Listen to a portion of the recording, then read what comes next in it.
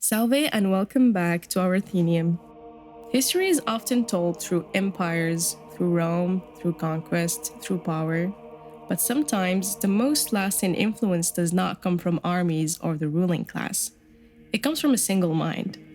In North Africa, in a land shaped by many worlds, one man would redefine how people think about faith, truth, and even history itself.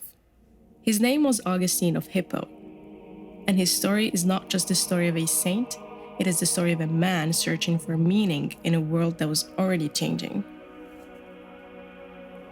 Augustine of Hippo was born in 354 in Tagast in North Africa, so current day Sogahras, a region where different worlds coexisted. It was part of the Roman Empire, yet deeply shaped by local cultures and traditions that existed long before Rome arrived. Augustine grew up in this environment of mixed influences, which would later play a key role in shaping how he thought about identity, belief, and truth. His family reflected this same duality, because his father remained attached to traditional pagan practices, while his mother, Monica, was a committed Christian. This contrast exposed Augustine early on to different ways of understanding the world. But it did not immediately lead him to faith. Instead, he became known for something else, which is his intelligence. He excelled in rhetoric, the art of speaking, and persuasion, which opened the door for him to study and teach in major cities like Carthage. This search led him through different philosophical and religious movements, including Manichaeism, which promised clear answers about good and evil, but ultimately failed to satisfy him. His journey eventually took him beyond North Africa to Rome, and then to Milan, where his career reached new heights. Like many ambitious young men of his time, Augustine was driven by success and recognition. In Carthage, he pursued both intellectual achievement and personal pleasures, later describing this period in Confessions as one marked by restlessness and inner conflict. He was searching for truth, but not yet ready to commit to it. However, this external success contrasted with an increase in internal struggle. In Milan, under the influence of the Bishop Ambrose, and through his own reflections, Augustine began to consider Christianity, this time not just as a simple belief system, but as a serious intellectual framework. The turning point in his life came through a deeply personal experience.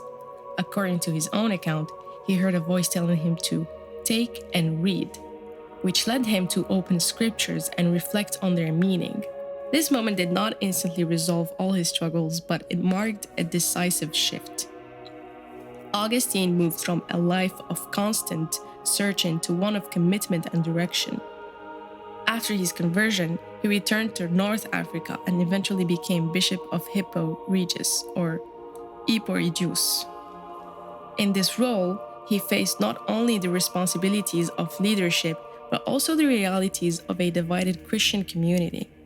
One of the main challenges was Donatism, a movement that had emerged in response to earlier persecutions. Donatists believed that the church had to remain morally pure, rejecting any clergy who had compromised their faith under pressure. This created a deep split, especially in North Africa, where questions of legitimacy and authority became central. Augustine opposed this position, arguing that the effectiveness of religious practices did not depend on the personal purity of individuals, but on the divine authority behind them. His response was not only theological but also practical, as he sought to maintain unity within a fragmented community. In this sense, his role went beyond that of a thinker. He became an active figure trying to hold together a society facing division. At the same time, Augustine was writing works that would have a lasting impact for beyond his own region. In his book Confessions, he introduced a new kind of writing that combined autobiography with philosophical reflection, offering insight into the human experience of doubt, desire, and change. In his other book, The City of God, he addressed the crisis of Roman Empire by proposing that human history should not be understood solely through political powers, but through a broader spiritual perspective. But Augustine's importance is not only in the life he lived, it is in the ideas he left behind. In Confessions, he did something unusual for his time. He did not simply describe events, he examined his own mind. He asked how memory works, why humans desire things that do not satisfy them, and why the search for happiness often leads to restlessness rather than peace. For Augustine, this restlessness was not a flaw, but a condition of human being. He famously suggested that the human heart is never fully at rest, because it is always searching for something beyond itself. This idea transforms his personal story into something universal. The struggle he describes is not only his own, but something shared by all people. He also reflected deeply on time. Instead of treating it as something simple, he questioned how the past, present, and future exist at all. The past survives only in memory, the future only in expectation, and the present itself is always slipping away. In this way, Augustine turned everyday experience into a philosophical problem, showing that even the most familiar things are not as simple as they appear. In the City of God, his focus shifted from the individual to the world, writing at a time when the Roman Empire was in decline. He challenged the idea that political power or empires could define human destiny.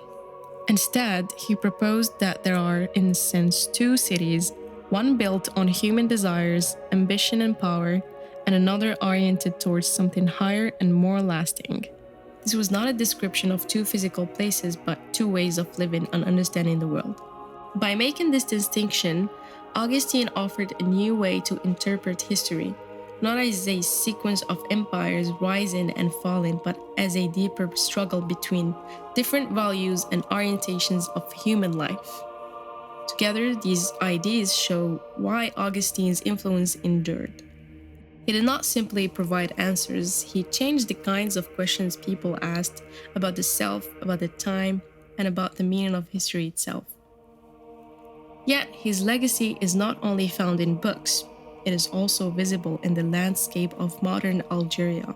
In the city of Annaba, the Basilica of Saint Augustine stands on a hill overlooking the ruins of ancient Hippo, symbolically linking the present to the past. Built centuries after his death, it reflects the lasting importance of his memory in the very region where he lived and taught. This connection was not only preserved but renewed in April 2026 when Pope Leo XIV made a historic visit to Algeria, the first of its kind. During his journey, he traveled to Annaba, the ancient city of Hippo, where Augustine once preached and wrote, highlighting the enduring importance of this North African figure in global history. The visit was not simply ceremonial.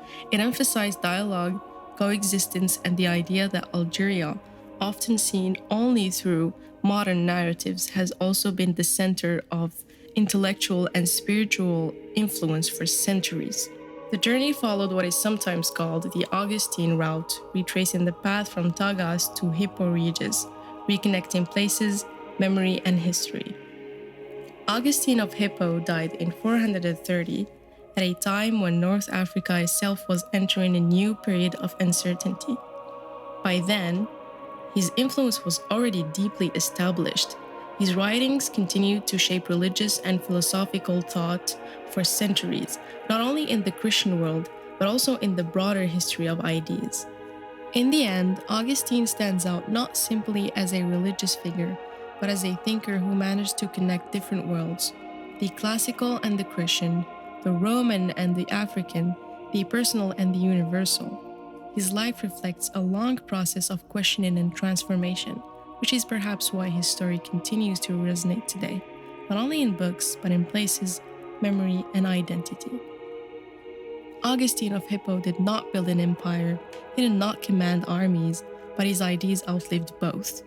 From Tagas to Hippo Regis, from ancient manuscripts to modern Algeria, his presence is still there, sometimes visible, sometimes forgotten, but never truly gone.